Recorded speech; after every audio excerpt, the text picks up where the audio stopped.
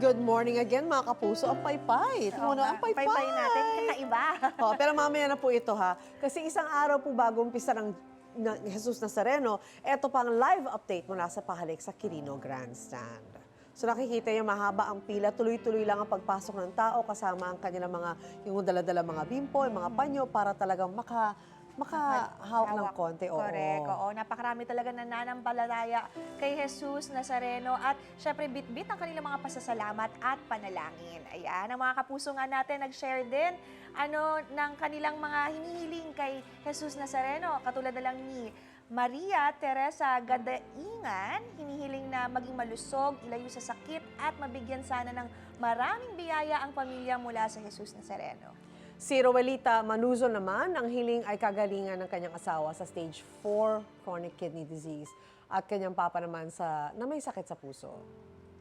Sana po matupad ang inyong mga hiling at panalangin. Ito po, tanggapin niyo muna ang aming instant sorpresa, 1,000 pesos each. That's right. Mula paypay, diretso sa inyo. Yan! Punta naman tayo sa Quiapo at doon tayo maghatid ng sorpresa. Parte na rin ng Pista ng Nazareno, ang tradisyon na tinatawag na pakaridad. Uy, pagpapakain sa mga deboto.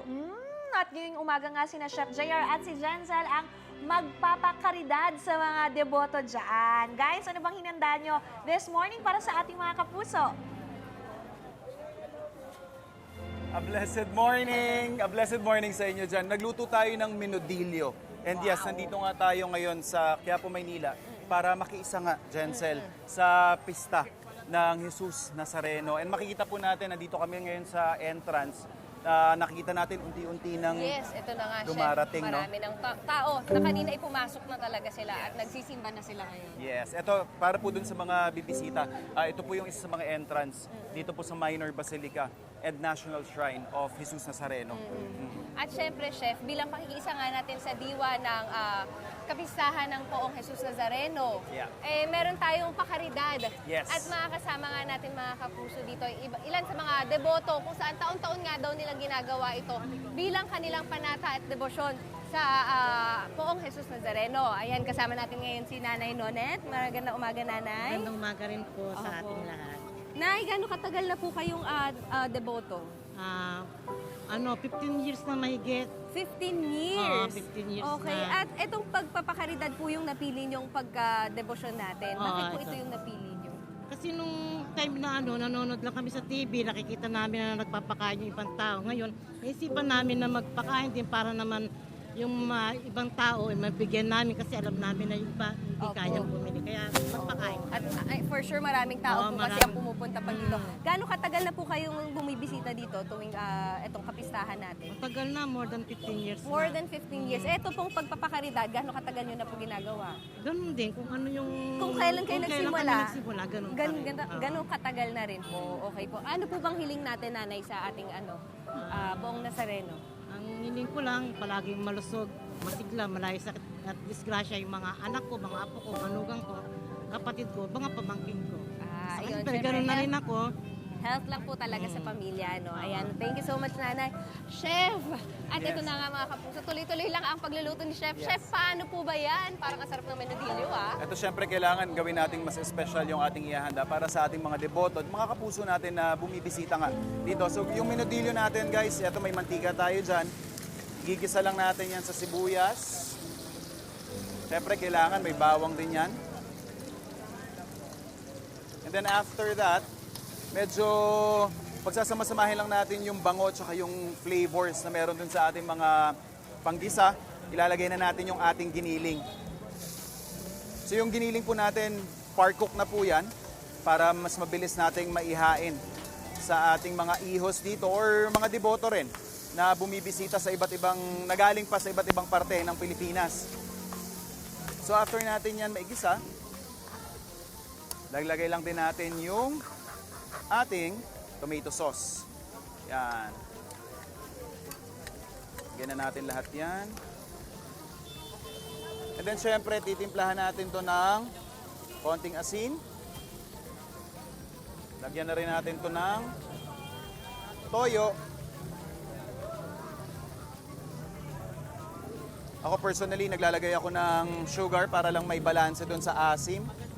At syempre yung ating laurel.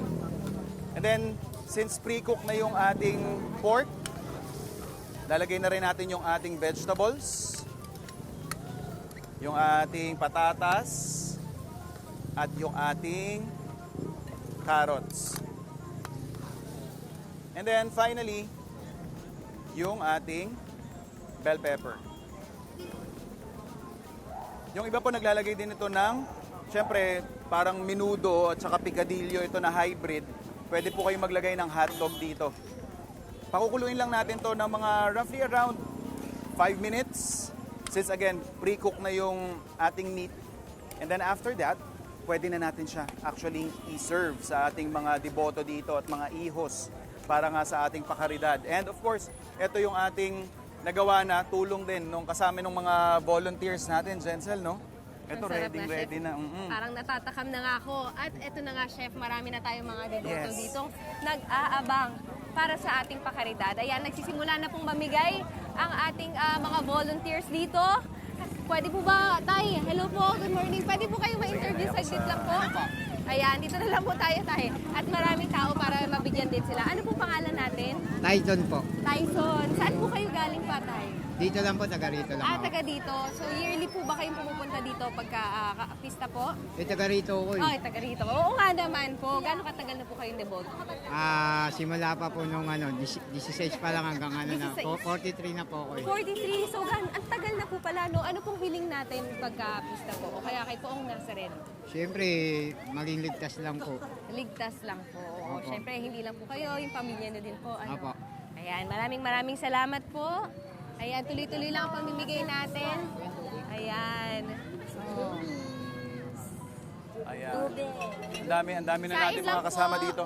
Mga kapuso, mamaya po since bisperas nga po ngayon, we are expecting na by tonight, dadagsa na rin po yung mga bibisita again dito sa Minor Basilica and National Shrine of Jesus Nazareno. May paalala lang po sila dito na kung maaari po, wag na po kayong magdadala ng backpack. At syempre, wala namang connection ito, paputok. Wag na po kayong magdadala niyan, di ba, Jen? May mga reminders din sila, di ba? At syempre, iwasan na din natin magsuot ng mga caps, mga jackets, Yes. at syempre yung mga ating malalaking mga bagay. May iba po kasi mga kapuso natin nagdadala yata ng mga picnic tables, yes, Saka- at mga malalaking replika ng Poong Jesus Nazareno. Iwasan na natin kasi masikip, for sure, sobrang daming tao ang bibisita dito. Very ideal din po yan mga kapuso, yung mga paalala na yan for our safety at for our convenience na rin, syempre, di ba? Ito si Yes. Jensel, tuloy-tuloy yung kanyang pamimigay at kailangan na naming humabol. Aha. Oo Ni nga, Nanay. mauubusan na tayo, Chef. Ayan. Ayan. Magandang umaga po. Good morning. Ayan. Chef, bisperas pa lang to.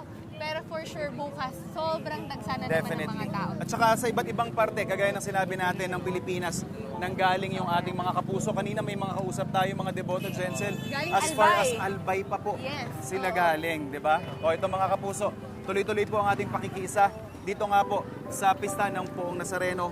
Kaya tuloy-tuloy lang po ang inyong pagtutok dito sa Unang Hirit. Wait! Wait lang! Huwag mo muna i-close. Mag-subscribe ka na muna sa GMA Public Affairs YouTube channel para lagi kang una sa mga latest kwento at balita. I-follow mo na rin ang official social media pages ng Unang Hirit. Thank you. O sige na,